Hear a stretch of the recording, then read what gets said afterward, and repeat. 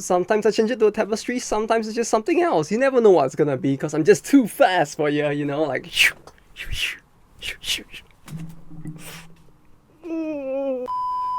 But yeah, this is the quarterly video where I talk about some of the other interesting events that I went to during the season. I know we're like kind of 2 months, 1.5 months into spring as is. We kind of missed the winter deadline by quite a fair bit, but you know, quite a few stuff happened along the way. So this video kind of ended up coming out here, which gives me a little more time to think about and summarize all the stuff that did happen. So that's kind of cool and all. That said, some of the stuff I won't actually be covering in this video as well, due to the fact that there simply isn't as much to talk about. Stuff like the Bochi the Rock track collab, for example, where because it's just a pop-up store and the pop-up store basically went mostly out of stock by the time I got there, there really isn't as much to talk about. So we won't be talking about those, but just some of the more interesting stuff, personally to me at least, that I attended during the period. First up, we'll be talking about a series which may actually surprise some of you guys with the amount of popularity it still has within Japan at least, which is Needy Girl Overdose, or I guess the English name was Needy Streamer Overload, which it doesn't really feel like it works as well because it feels like if we had a really needy streamer that was overloaded, they'll probably be like flying to Japan to do like racist live streams or something instead. But yeah, that series actually still has a relatively higher level of popularity within Japan than out, I guess, due to the fact that the series, especially if you played the Japanese version, you'd realize that the text, the way the stream chats and all of that work really did resemble a lot of the older early 2000s internet, and the fact that it has a lot more of a Denpa-K theme as well as the whole like Jidai-K fashion style, all of which would probably resonate a lot more with the Japanese people than with people outside. So while some might have just seen it as just like this clickbaity, like lewd, funny thing, it's like for a lot of people within Japan, it does hit very differently and it does at least click with more people due to its theme. But yeah, over the course of the winter period, not only did it have its second anniversary, but it also did have a bunch of stuff before that, starting with the collab it had with Sweet's Paradise over in Harajuku, which, yeah, the fact that they actually chose Harajuku, which is the least Weeb place or the place you really wouldn't expect Weebs to usually go to, was a little surprising to me at first. Although after going down to the event, I kind of realized that a large part of the reason why is because the series actually has more female fans than male fans within Japan, due to the fact that the whole Jidai-K like fashion aesthetic to it actually resonates with quite a fair bit of the more popular fashion within these females as well. And as a result of that, you tend to see that there is a bigger group of these people who actually went for the collab as well, which made it a little awkward since like going down to Harajuku as a dude alone is already awkward enough. And the fact that when you enter the collab cafe, it's like it's just me and one other dude there, it just felt like, it's a little bit awkward. But thankfully I'm not some scrub virgin, so talking to women is not a problem at all. But that said, it really did feel like they put a lot of effort into the collab. You can see a lot of the decorations. They even had the TV at the front, just looping both of the openings as well. The decorations really did fit with the aesthetics of the series itself as well, with all the bright colors, which I feel is a lot of what the Harajuku style already is. But because of the way that this series plays into all of that, it does feel like the decorations probably ended up fitting even more than they probably should have. They even had all of the goods that were on sale within the event space also being displayed on the outside, which felt a little weird due to the fact that, in spite of the fact that I got there, I think the 5th day after the cafe was opened up, quite a large number of the stuff was already out of stock. I think when I got there, more than 50% of the goods were actually out of stock. I had to return much later in order to be able to purchase some of the stuff that they thankfully managed to restock, although just to get those stuff I had to basically camp and check on their Twitter every single day to see when they would actually announce the restock. That said, once you enter the store, you'd notice that it was fully decorated with just a lot of art from the series, with the walls pretty much all being lined with it, as well as the standees for the two of them. No, the one of them that is technically two, but it's just one. If you know the series, you get what I mean, right? They had the standees for both of them, and on top of that, they were also playing most of the game's soundtrack there. So for those of you who played the game, it would really give you a sense of nostalgia due to the fact that you hear all of these familiar soundtracks being played during your entire time in the store. And on top of that, the collab foods themselves were also pretty on theme. Like, okay, so blue curry is not gonna lie, the aesthetics did terrify me a little, but thankfully it wasn't some weird eldritch mess. He's just there for the aesthetics, although it did feel kinda overpriced. You had all the different drinks that were based off of the two of them, and one of it even came with a very funny syringe thing. Syringe? syringe. I don't know how to pronounce that word. Syringe. That was actually like added together with the thing. You didn't actually have to push anything out of it. It was just mostly there for the decoration's sake. But the fact that they were going the extra mile to actually decorate all of the stuff to fit it with the series was actually pretty interesting. They also had a store area within it where you could purchase all of the goods, so they were just all laid out in a bunch of baskets and shelves, and you just basically brought it to a separate cashier and purchased. The only weird thing that they did there was the fact that you could only purchase from the store once per receipt. So if you were to enter the place once, you could only purchase goods once, so you needed to make sure that you purchased everything that you wanted. I guess that's one way for them to basically prevent people from scalping the goods, since the fact that they actually sold out once by the 5th day, to the point that they actually had to restock it like halfway through the thing, and it actually sold out in the other branch in Osaka as well. That, and there's a surprisingly huge variety of stuff that they were giving out for the collab as well. One of which was the coasters, which for the coasters, unfortunately, I only managed to get like 4 out of the 6 different coasters that existed. Like, there's a total of 6 different ones, but since like the Blue Archive Animate Cafe, this one also gave it out one by one. Whenever they serve the stuff, you could very well end up not getting everything. And as a result, I only really have this 4. I'm missing out the other 2, which you can see over here. Then just for attending the collab itself, they also gave you one of these like just pieces of paper with like the collab art on it. Each of the 3 collab drinks came with one each of these straw holders as well. They also did have these cards, which you basically got for every 2,000 yen that you spend within the store on goods. There's a total of 6 varieties, and yeah, overall they do look pretty good. If I had some issues with them, it would be that first, the fact that you could only get one per 2,000 yen spend, that's kind of very steep. And also the fact that it seems like they actually give it out completely randomized, because I only really got 2 of a very specific card and I had plenty of the rest, so it doesn't seem like it's a distribution where they just had a stack and they just took a chunk of the stack and just put it in. Yeah, I do have quite a lot of access here. As you can see, if you're one of those super good like physics people who can just like look at the height of this stack and like guess how thick or how many cards I have here through like the thickness of a single card, hey, go for it. Just don't judge me for it and all is good. I feel like due to the fact that this is one of those things where Sweets Paradise is a buffet place first and foremost for like snacks and sweets and stuff, and because of the fact that they are used to running these kind of collabs on top of all of that, they tend to do a bit of a better job with like trying to keep things unique and having things be as closely linked to the series they're trying to collab with as possible. Collab Cafe aside though, they did also have the 2nd anniversary celebration event with a small space that they rented out for a mini gallery and good sales. Although this was maybe like 2 months after, this happened around the same time as the Blue Archive Fest. Like, it literally was a case that I would go for the Blue Archive Fest first, leave it at 6 p.m. and then rush all the way down to try and reach Akihabara at 7 p.m. plus thereabout. And for this, I mean, it's a lot simpler to begin with. It's really just a small area that they rented out within Akihabara to basically set up a small walk-in gallery to give you like a bit of a vibe of the series itself. So like when you first enter it, the one thing that actually surprised me the most was that in spite of the fact that they had some video segments for the whole thing, they were actually quite fine with people video recording the entire thing. They were very aggressively like pro people sharing all of this stuff online as well. Like usually when it comes to events, if they have a stage thing or like a video that plays, they would tend to be very strict and try to stop you from recording all of that. But for this, they were actually completely fine with that, so that was cool. First room, which was basically just largely decorated with the walls using the backgrounds from the game itself, and they would play a small video that basically plays through like her running a live stream as usual within the game. Then they actually had a exhibition area, which the exhibition areas for this thing actually impressed me quite a lot because of how weird and funky they look. Like, it really does remind me a lot of the whole Denpake aesthetic, which used to be a little more popular back in the day.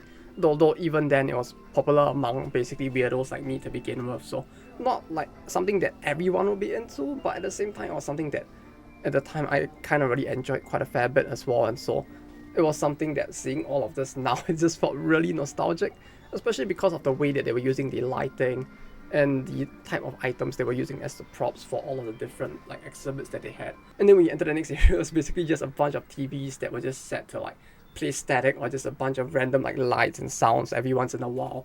And it really added to the whole like weird vibe that a lot of like older Japanese media, especially during that era, used to have. And then the third exhibit was basically just a setup of what was supposed to be Army's room, I suppose, where you really just had like a full 3D rendition of it. It feels a little too fancy considering the fact that she was a NEET back then, so I would assume that her house would probably be like mine, except more messy and dirty and probably smelling a little funky because of all the weird shit they do in there. But a lot of it feels like it appealed to more of the boomer and millennial generation, since a lot of the Denpake stuff came from those periods, and so all of the stuff that is like the media, the magazines that they put within the era were also largely tied to series from the era. So yeah, making me feel a little old there. There you go. You didn't have to do that. Overall, I would say that the exhibits themselves are pretty interesting. If you're a fan of the series, you'll probably find like some of the recreations of stuff like the 3D models and stuff to be pretty interesting. And the aesthetics of the rooms overall, even if you're not into the series too much, if you're into Denpake-ish stuff as well, it might be quite interesting to have seen.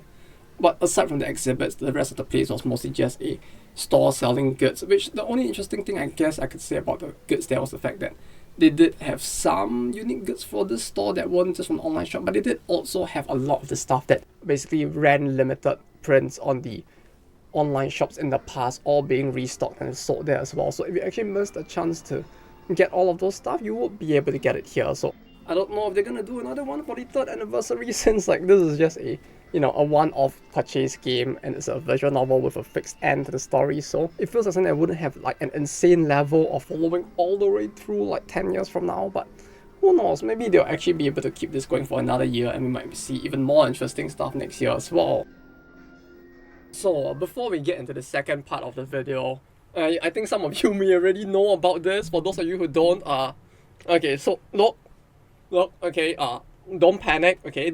I promise, this is only temporary. Everything will go back to normal soon enough. But for those of you who do not know what happened, let's just say that so something pretty bad happened with my hair in the time between me putting up the past video and now. So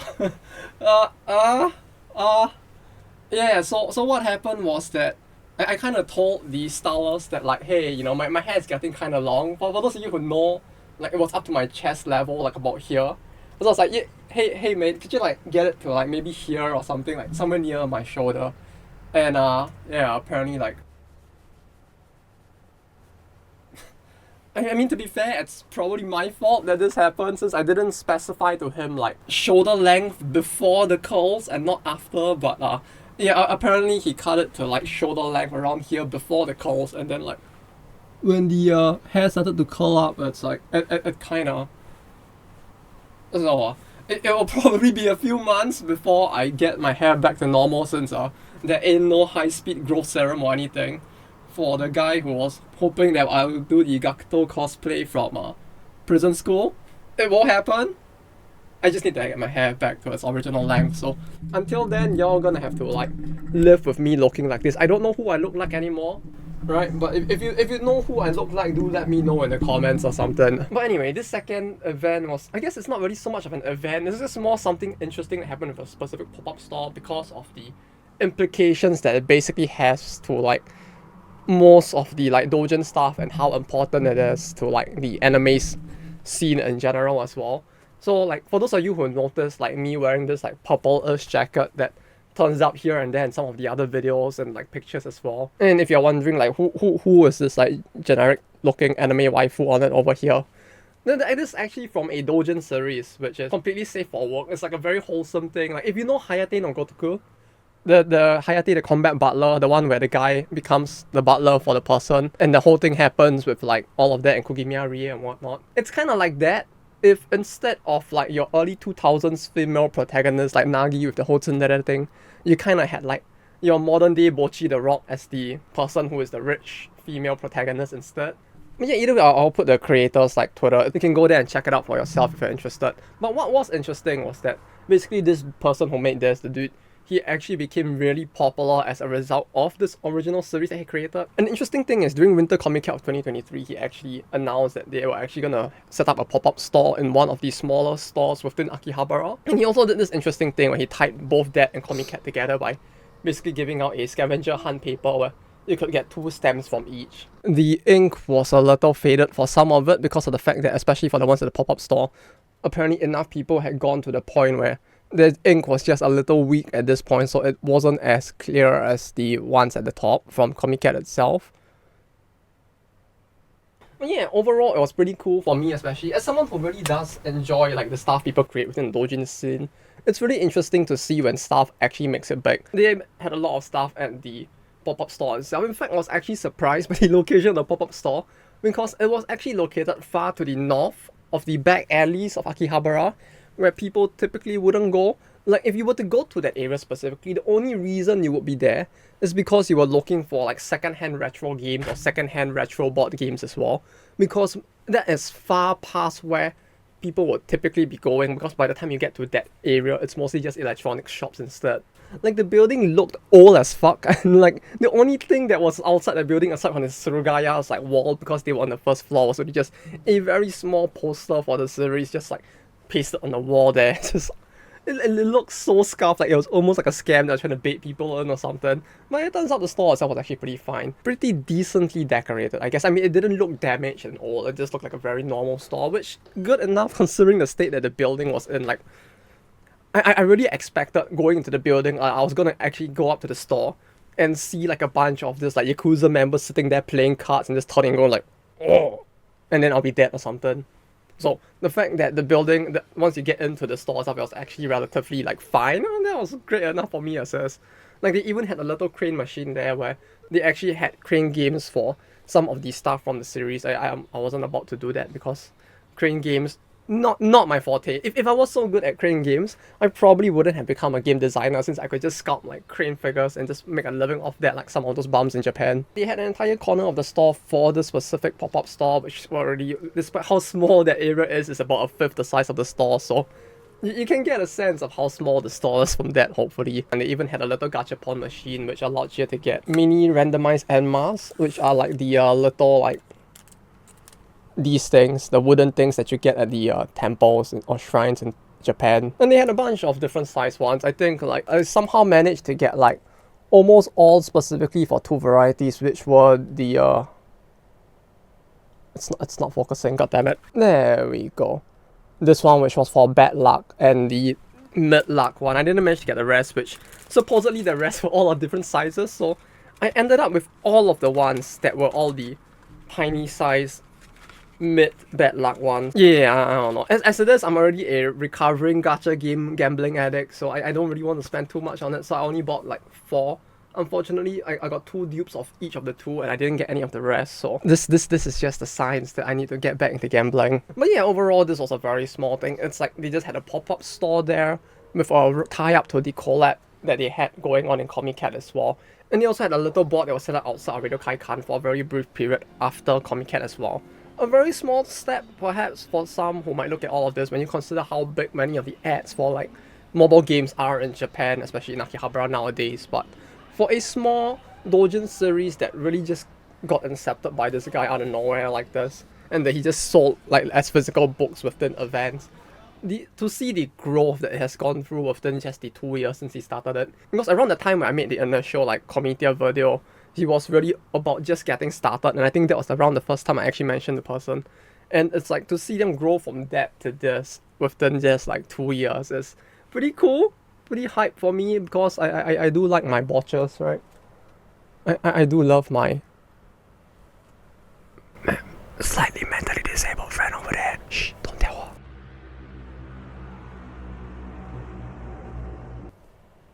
So to see this series taking off the way, that was just something pretty cool to me.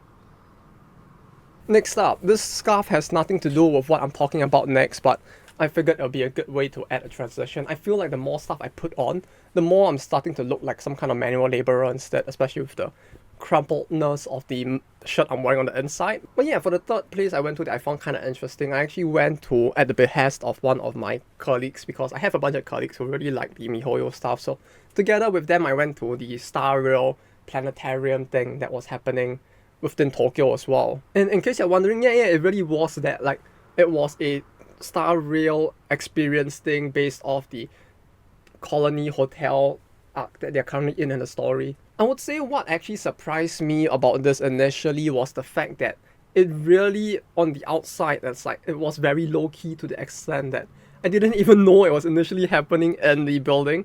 Like, I went there with my colleagues, so I got there early and I was like trying to figure out where this thing was taking place in. I could not, for the love of me, figure out where I was at all because the entire outside of the planetarium was completely normal. And even when you walked in, unless you happened to look left and right into the room where the standees were, you would have no way of knowing that it was even happening there at all. Very low key, which is surprising considering how much MiHoYo and Joysound alike tend to just punch you in the face with like all the ads. Like when you go to Akihabara and pretty much almost every ad is either for one of them or for like DMM or FGO. The planetarium itself, the experience was pretty interesting. Like the entire room was set up to kind of look like both the lobby as well as the bed cove water thing that the protagonist slips in and then lets them go into the dream world both. So you had that display, you had the standees, and you had the area that looked like the front desk with a bunch of seats. In terms of trying to recreate a room that it feels like fans of the series would enjoy, I feel like they did a pretty good job of it. Like, it was pretty cool just walking around and just like staring at the desk, which might sound very silly, but I do like to stare at the props at this kind of event. So looking at the props, they were, aside from the quality of the pillow cases themselves, quite high quality. And it did recreate the stuff within the series quite well, so I did find it quite enjoyable. The only issue I would say I have with like the way all of this was set up was just the fact that because of the fact that they replaced all of the standard planetarium chairs with the hotel lobby looking chairs the way they did, it actually made it kind of hard to like watch the video that they were playing using the planetarium's like curved surface. So it's like the video itself was actually pretty cool because they were actually using the curved surface to try and like show you the effects of like the trains riding through the galaxy and all that. Pretty cool, except for the fact that because the standard chairs are like a very normal chair, you kind of have to do this with your head to see anything at all. So like for something that goes on for about like 15 minutes, it was a little much. It feels like in a standard like planetarium experience, either they would have a reclined chair so that you can look up, or they will like give you like beanbags or something like cheap like that if they really wanted to save money. But so it makes it easier in a standard like planetarium experience for you to look at the ceiling without hurting your neck. But yeah, overall the clip was fine. It's just that the way it was set up was a little rough. What was pretty cool though was at the end of the whole clip itself, they also had a little mini game, which you all know how I am with mini games and like scavenger hunts and shit like that. Like just the fact that they're actually holding one in Kyoto is like something that I'm just like, ooh, Kyoto, meh. Yeah, there may be something wrong with my brain, just a little. You know, there's like this little boomer part of me that's just really into stuff like that. It's not because of a repressed childhood. Oh, it is. I hope it isn't. But yeah, at the end of the thing, they did do a little scavenger hunt within that room itself, where they basically said that there were 3 like birds hidden around the room. For those who played the game, it's the birds that you had to look for as well, kinda. Just like recreated in real life with a much smaller space.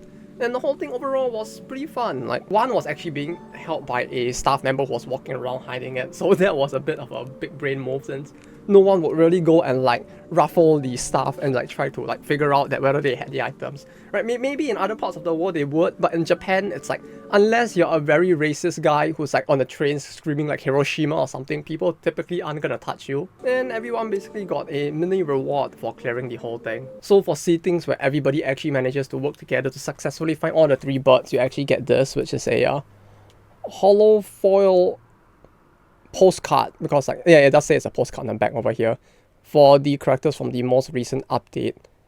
They actually did give out something like this, I think, for the Animate pop-up store, which I unfortunately only managed to go near the very end.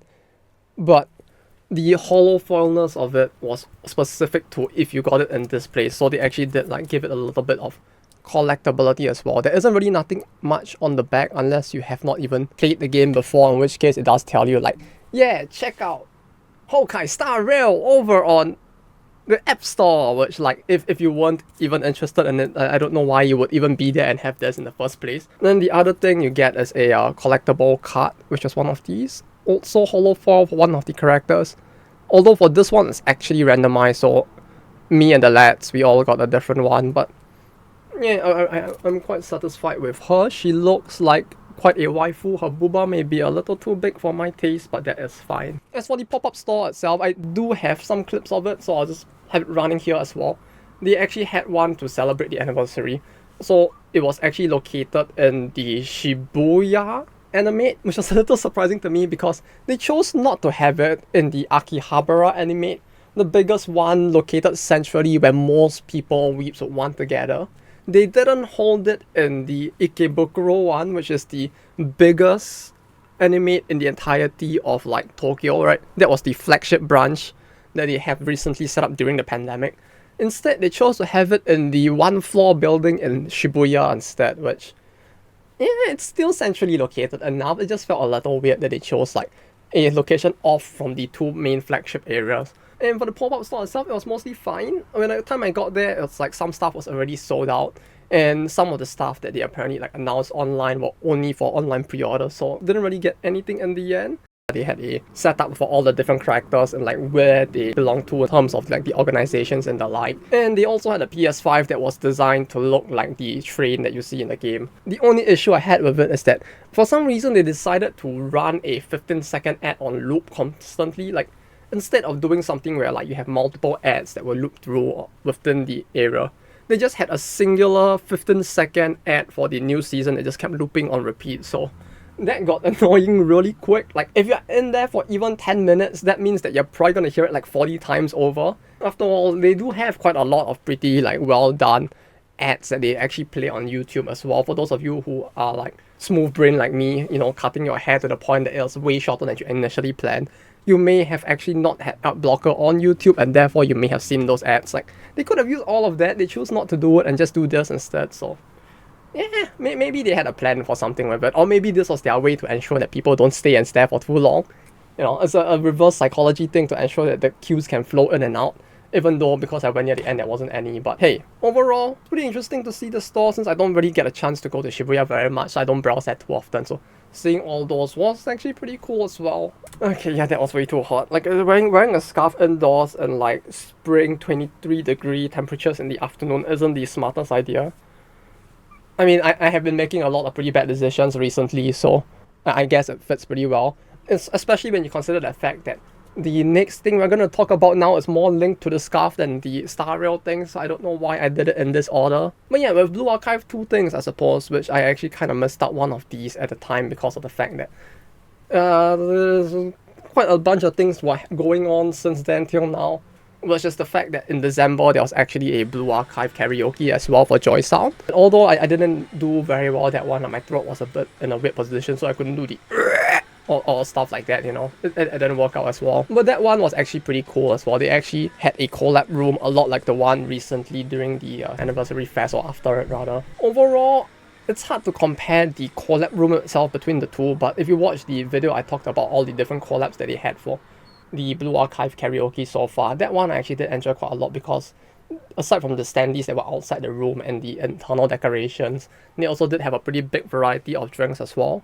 I didn't manage to drink all of it, but suffice to say, they had a much bigger variety than Maneki Neko, and even though when it comes to Joysound I don't like the song selection as much, I did enjoy the collab experience itself.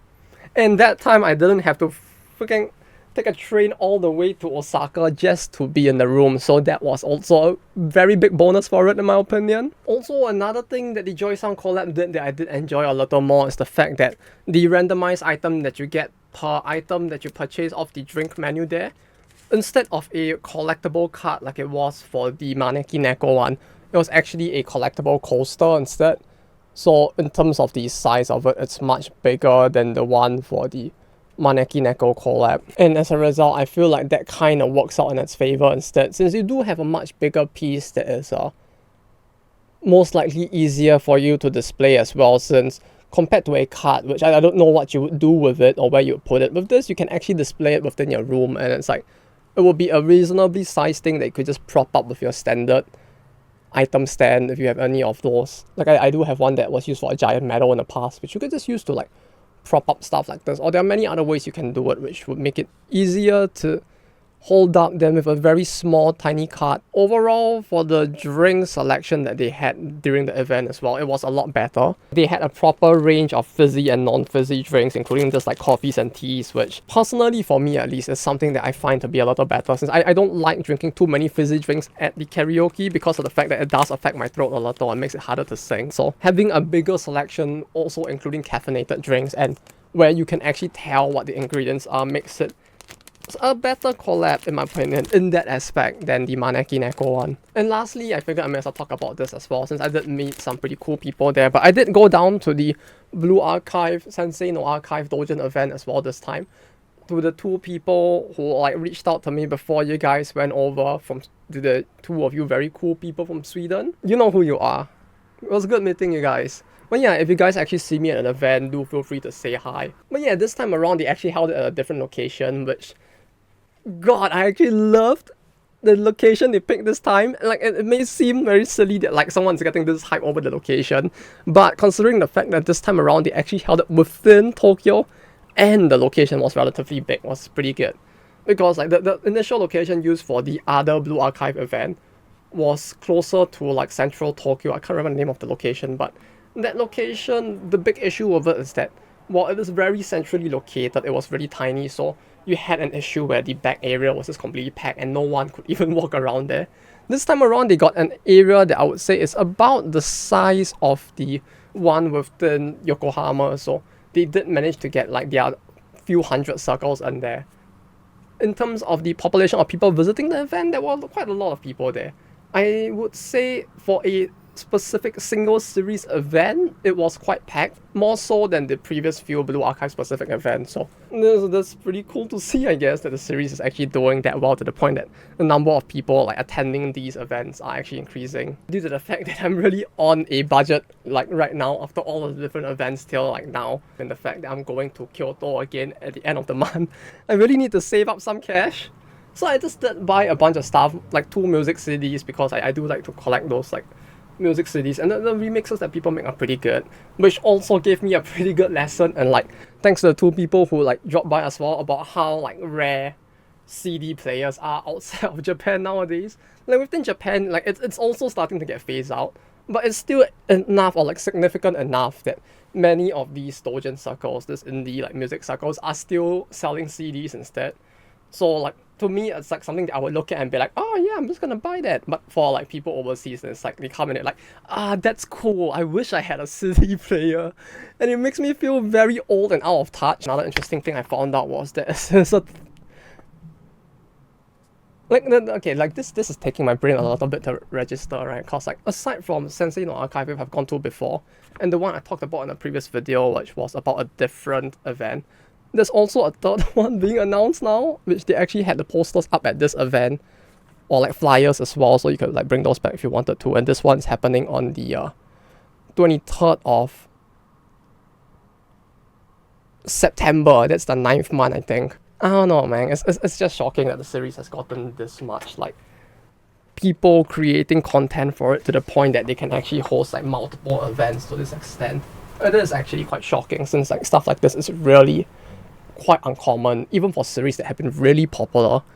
It typically doesn't get to this extent of the events. But yes guys, that's all for me for today. Thank you all for watching. Usually the videos I do are like this, where I talk about events, although usually I talk about specific events or like specific series events that happen over a period, instead of like doing this recaps. This happens like once every quarter. I say quarter, but it happens like a little after the quarter has already ended. Then for next month, I do plan to make more like event videos, as well as eventually make the second part for the game industry in Japan related one, which will come out in either May or June. But yeah, if anybody is interested in the Needy Girl Cafe collectible cards I mentioned before, do feel free to let me know. I have added a Google Doc in the description down below as a way to check interest for this.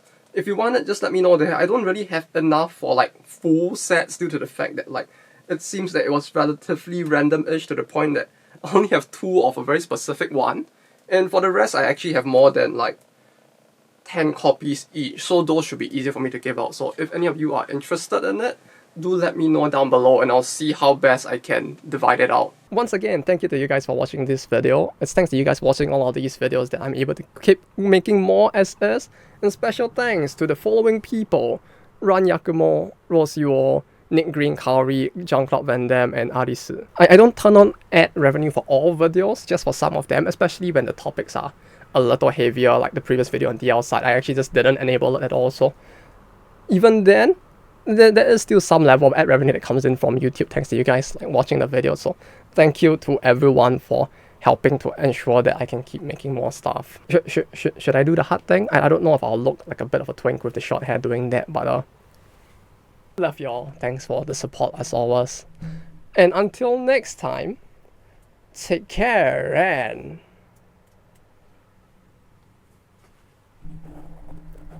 bye-bye.